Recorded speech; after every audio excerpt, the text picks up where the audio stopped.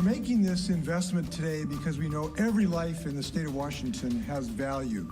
Governor Jay Inslee has announced new COVID-19 vaccine incentives for Washingtonians tonight, how you can make sure you're eligible for those drawings.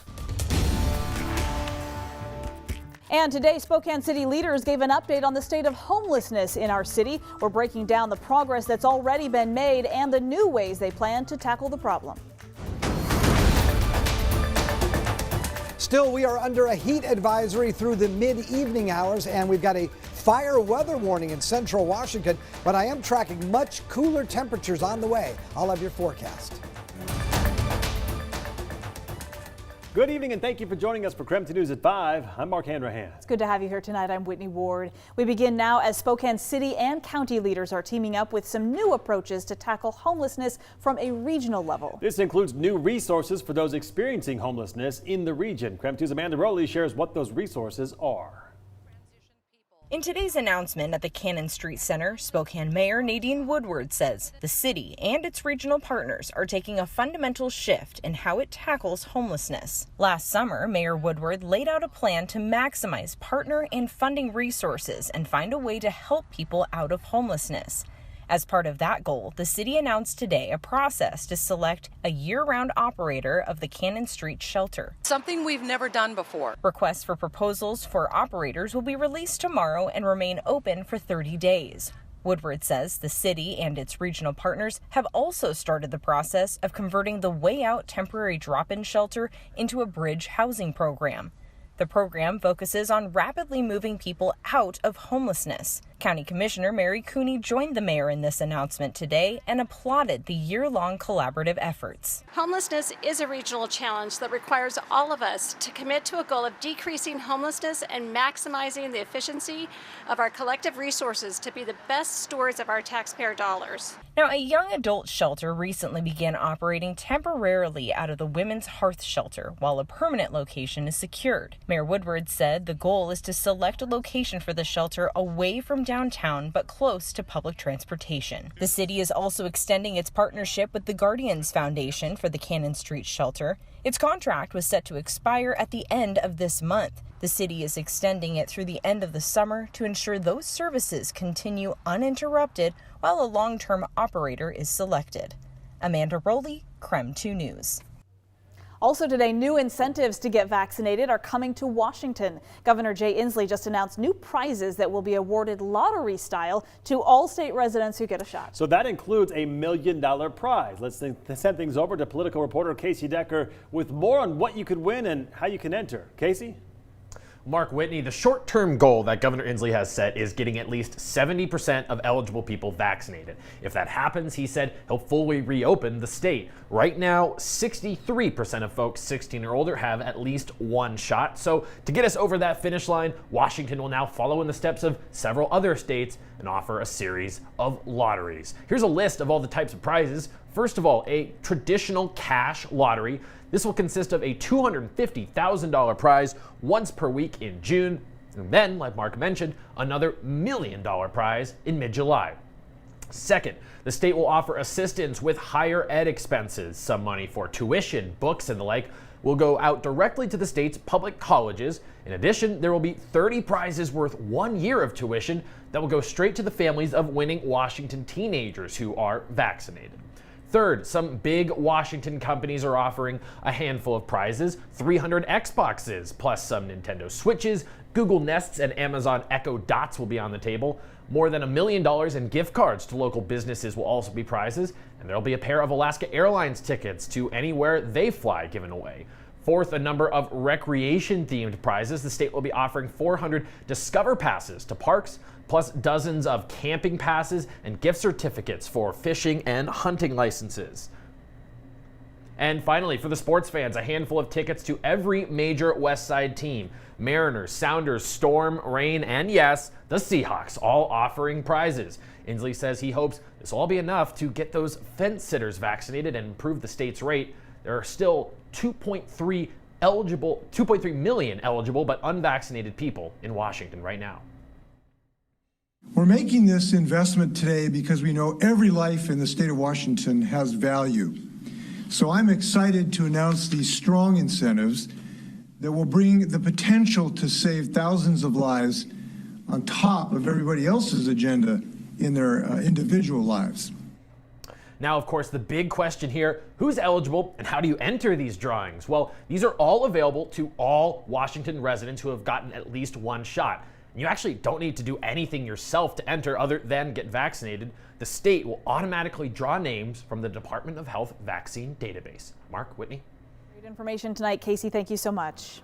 In the meantime, Washington State is on track to fully reopen by June 30th. Governor Jay Inslee set that date last month as part of his Healthy Washington Roadmap to Recovery plan. He has repeated over the past month that the state appears to be prepared to meet that target. Just yesterday, state health leaders said Washington could reopen sooner if 70% or more of residents 16 and older get vaccinated with at least one dose. Now, to be clear, reopening is set for June 30th, and that is regardless of whether the state hits that goal. But again, it could happen sooner. As of May 30th, a little less than 63% of Washingtonians have received at least one dose, which is almost 3.8 million people. New today, Eastern Washington University will now require students, faculty, and staff to be fully vaccinated before returning to campus in the fall. Today, interim president David May released a statement laying out the requirement. He said in part, quote, "The goal of a safe and healthy return is served best by getting as many students, faculty, and staff vaccinated as possible." Now, the vaccine requirement will be implemented in accordance with the university's policy on immunizations. It will also include exemptions for religious and medical reasons. Now, the school is asking all students, faculty, and staff now to upload their vaccination information to their Med and Proctor account. Uploading that information will allow additional opportunities like working in shared spaces without a mask.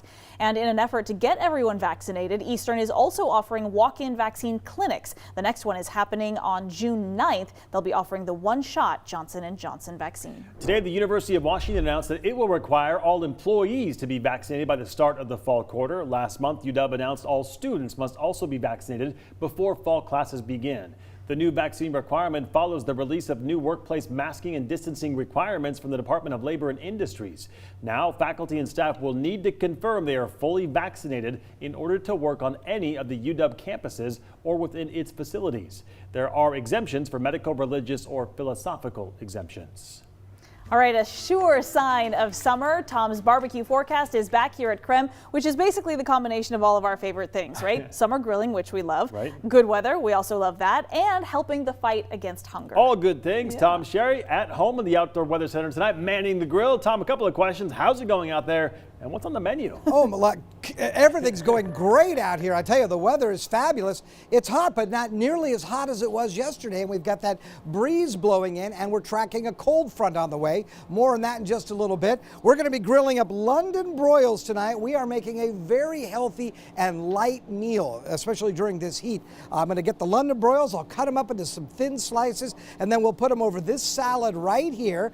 And this salad, as you can see, it's spinach salad. We've got pears in here, and onions and pecans and some feta cheese and some cranberries, and it's going to be absolutely delicious. But first, let's get over here and talk about the weather, shall we? Oh my gosh, the heat advisory once again in effect everywhere you see shaded in orange. Of course, that includes most of Washington State, northern Idaho, north central Idaho, as well as in areas of western Montana. That's in effect through 8 o'clock tonight. And because we saw some of the hottest temperatures out in central Washington and the lower Columbia Basin, temperatures over 100 degrees there and very low relative humidity. Now we have a fire weather warning where you see it shaded in red.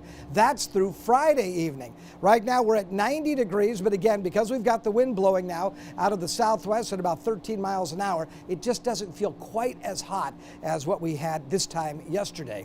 We'll look for an overnight low of 57, so still some good sleeping weather for you tonight. More sunshine tomorrow, but windy. We'll look for wind gusts between 30 and 35 miles an hour. 83 the expected high on your Friday, and then as we head into the weekend, much cooler. I've got 69 degrees on Saturday and windy. We'll look for partly cloudy skies Sunday and 67 degrees. The rest of your 7-day forecast and your barbecue forecast is just minutes away. I don't say this often, but I'm looking forward to a salad.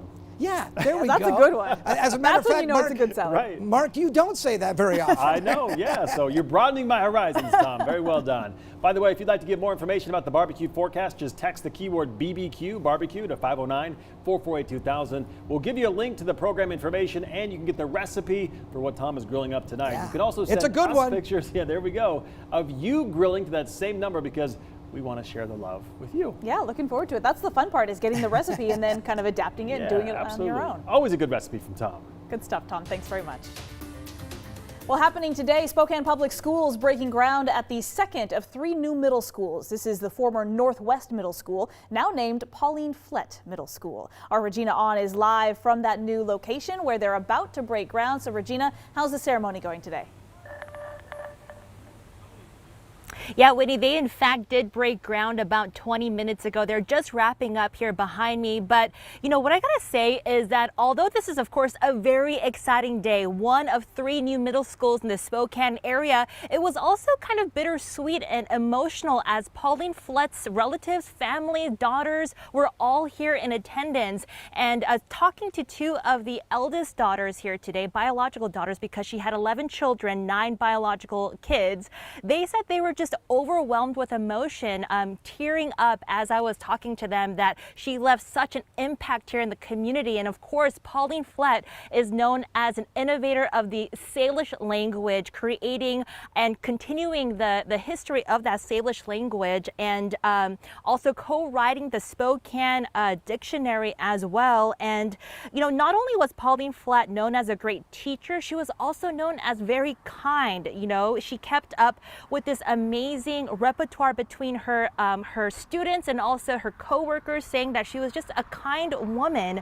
And you know, spoke with Pauline Flett's daughter Laura and Nin today, and they're saying they, of course, feeling that incredible sense of pride and of course missing their mom, of course, and this is bringing back so many memories for them. And I wanted to add that the school is on Spokane Tribe's indigenous land, and of course the Spokane Tribal Association was here talking on behalf of Pauline Flett's family. I did get a chance to talk with the daughters, and we'll have that at 6 o'clock tonight. And I wanted to know another great piece of advice and just a great word is that the construction will be done by next fall, which is a little bit earlier than they had expected. So that's great news, of course.